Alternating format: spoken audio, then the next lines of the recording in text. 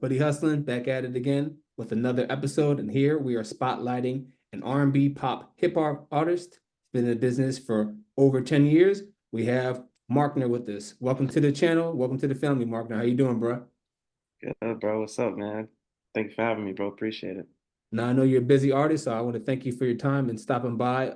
We're just spotlighting businesses and entrepreneurs, and we're always trying to get some advice for the audience. So just asking, kind of why did you decide to become a business owner, and kind of what inspired you, musically and just business wise.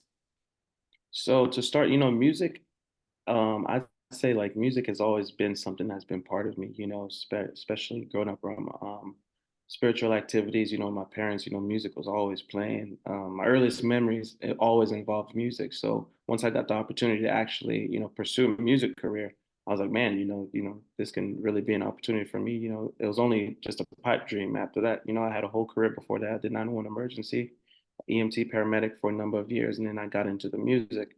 So that inspiration was always there. And then when the opportunity came, I understood that, there's nothing wrong with following your dreams, being serious about what you want to do.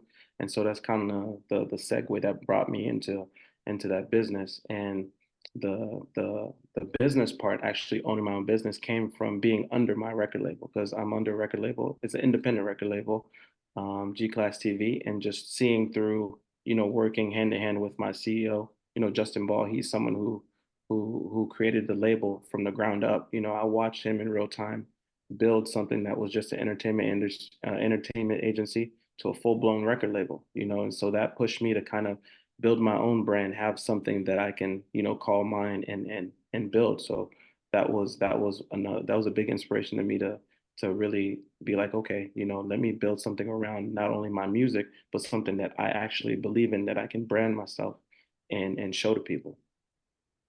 Oh, that's great. That's incredible. And can you talk about, because you mentioned how you kind of transitioned from one sector or industry to another. So kind of what were some of the trials, the pitfalls that you had to go through from kind of getting a paycheck to now you have to generate your own paycheck? Kind of talk about that for us. Yeah, so that part is definitely a challenge for me, because I traditionally came from a 9 to 5. Well, working in the public safety sector is a little different because you work 24-hour shifts, but for conversation purposes, yeah, it was a 9 to 5. I had to clock in, clock out, you get a paycheck. But when you transition to like the business, now you have to find ways to kind of, generate your own money. And specifically speaking in the music industry, that money, I've always been taught it's a long game kind of thing. And so that was a big challenge for me, to knowing, okay, I have this amount of money coming in, how much am I going to invest? Am I going to have enough money to invest into this brand? So it was a big like challenge for me mentally, to kind of put myself in that space where, okay, like I'm not clocking in to get paid. I'm essentially doing free work, which is something that's very, it's a big issue. Well, I don't want to say issue, but it's a big thing when you start in your own business. Is, you don't really get paid. You don't get paid by yourself. It's money that you have to that's spent in time, talking to people, networking. So for me, that was like the quote unquote money that I was making. But like as far as seeing like grains and paper, not for a while. It took a while before I could see any of that. No, I understand. Trust me, I know building out my own YouTube brand, it's been a struggle and whatnot. But I've talked to you before and some other mutual friends, and Yeah, you guys have always stressed me being consistent, yeah. being dedicated, and just working through the trials. Because if it's easy, everybody would do it, but just working through it and just being Facts. consistent. Facts. Exactly. Exactly. Consistency. That's a big thing. Also consistency. So I wanted to ask you too, what would be one piece of advice, kind of like the best thing, whether it's through experience or somebody that's mentored you? What's the best piece of advice that you've learned that you want to kind of give to our audience today?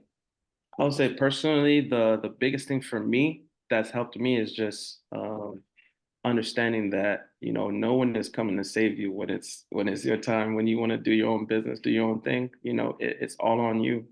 If I've learned that, resentment is something that will haunt you for the rest of your life. And if you have a dream and you want to build your brand, you got to be able to light that fire up under yourself and be like, okay, I can play the long game, but put some fire up under myself. Like this is, I look at it like this is my life. You know what I mean? I have a brand that I believe in. I want it to work, and the dream won't work unless I do. So that's the biggest piece of advice that I've gotten is to understand that, once you say tomorrow, okay, this is the business that I want to do. This is how I want to brand myself.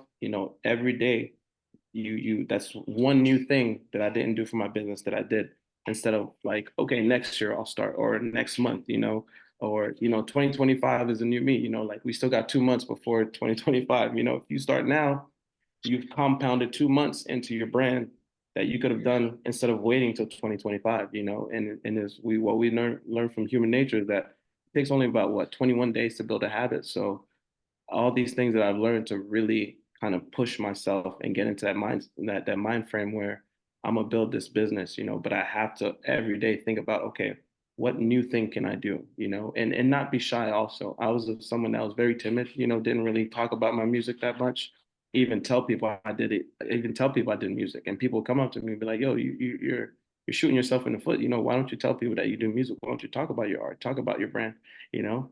But now I don't shut up about it. Like 2 minutes, 3 minutes in talking to people, I'm already like, hey, what kind of music do you listen to? Or, like, let me show you my Spotify, or check out this on Instagram, having cards, all these things to, because you are your own brand. You truly are. And if you really believe that, that's how you have to move. Makes sense. I like that you said nobody's coming to save you. Yep. If Yep. you're on your own, but you can, you have help, you have resources, but in the end, whatever you put in, that's what you're gonna get out. 100%. You reap what you sow. Yeah. Appreciate it. Well, thank you again, man. I appreciate your time. I will put links to the channel, to your music, in my description and on this episode. And I thank you again, man. I appreciate your time. Hoodie Hustling, we out. All right, man. Thank you. Peace. Peace.